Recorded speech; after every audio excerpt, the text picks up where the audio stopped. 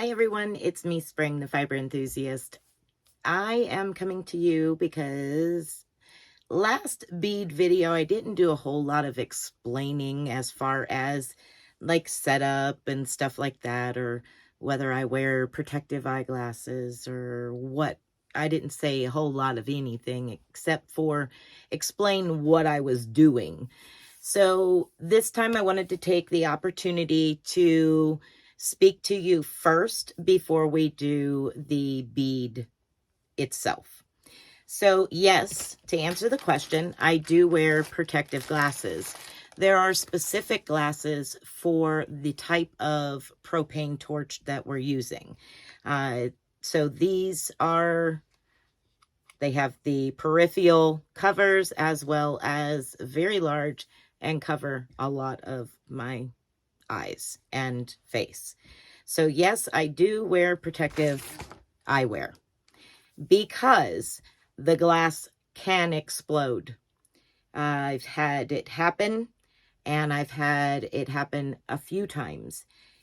I've had it happen when it was hot and I was working on it, and I've had it happen after it's cooled down. There was a fracture in it, and when I put it in the water to get it off the mandrel, it broke.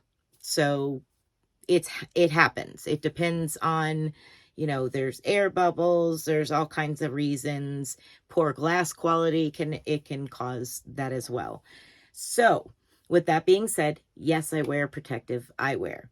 Now, as far as the heat, it is a direct flame that comes straight out of the end of the torch. So here's the torch, and the flame is coming straight out. So your heat is basically right here, and that's it.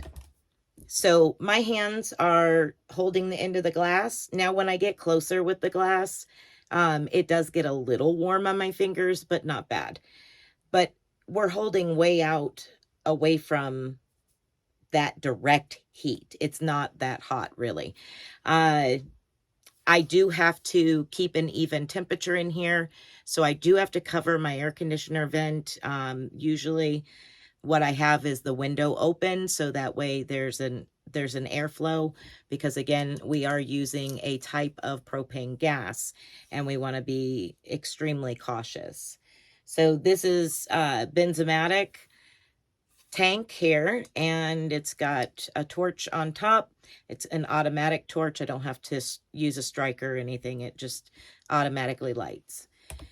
It's held to my table over the top of a mat that is protecting my table from the heat and what I work on. So these just slip together and basically like that, and it covers my workspace. That way I can lay things down on it. It's not affecting my table. I don't have to worry about where I'm putting all this hot stuff. So that is that portion. Then just a C-clamp, an L-bracket, a hose clamp to hold this to the edge of my table. So basically what happens is with the C-clamp, you clamp the L-bracket to the table, and then you slide your tank down over it, and then tighten your, with a ratchet, you tighten up your hose clamp. So that's how that's set up. Now, as far as the beads, once they are made, I have wrapped in an old towel some heat. This is a type of fabric that you can put your hot beads in and then let it sit there and cool gradually, not drastically. And it's safe. It's protected. It's not going to burn anything, because immediately after it will, melt cotton, anything. So we definitely need to keep that in there. So next we need to talk about another question that I was asked was, how do you get the bead off of the mandrel? Well, these are dipped in what is called bead release. It's similar to like a liquid sandpaper almost. You dip it in that, and let it dry, air dry. It takes about an hour, give or take, for it to dry. Once it's dry, then you can start working around it. Once the bead is made, cooled for 24 hours or more, you can take it from that mat that I just showed you, the fabric that I showed you that they cool in, and you can take that and soak it in water 15 minutes, 12 hours, whatever you want to do. Stick it in the water, let it soak, soften up that bead release stuff. Here you can see the bead release on it. There you go. So you can see the difference in color from that to that.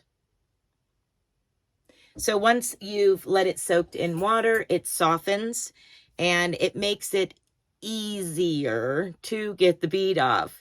Not always like, oh, this is simple, just take the bead off. But it does make it easier. So that's how we get the beads off the mandrels.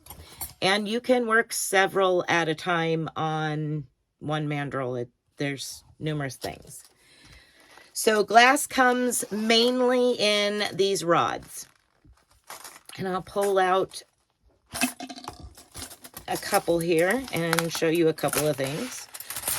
So we have, it comes in all different colors. Some of them are translucent. Some of them are solid colors. We have, like, this is actually a purple.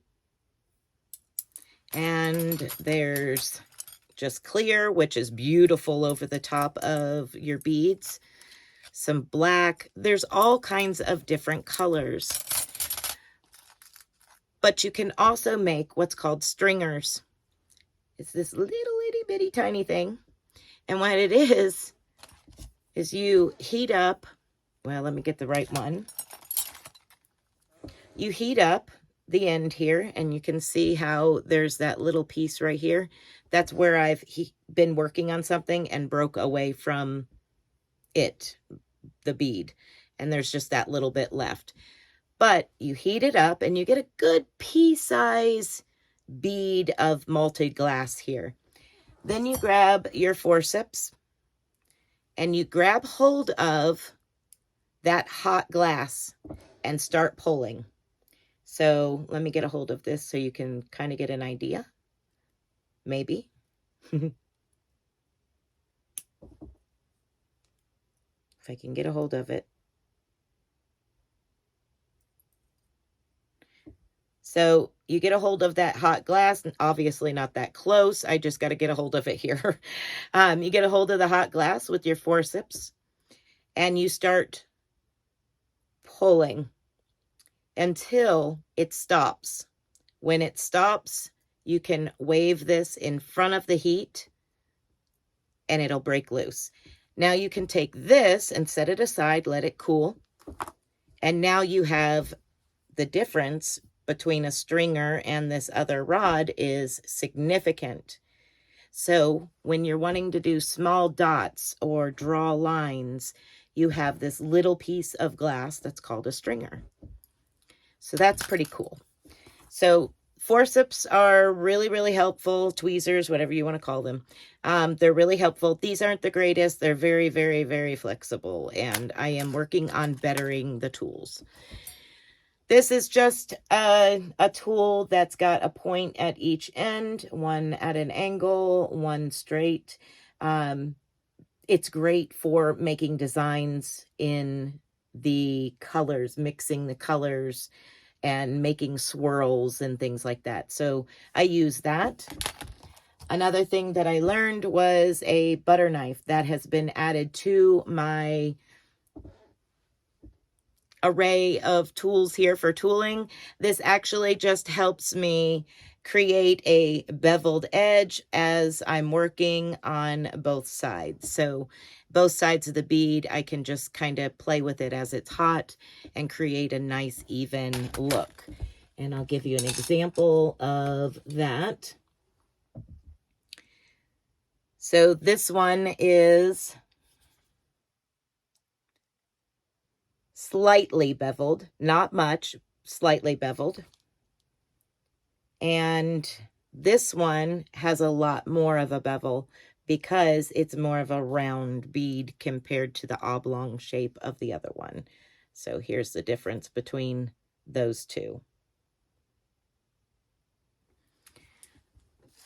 So that should hopefully have answered some of your questions. Thank you so much for the questions and the interest in my journey into glass bead making. So without further ado, let's go ahead and shift gears and switch down to the table and let's make a bead.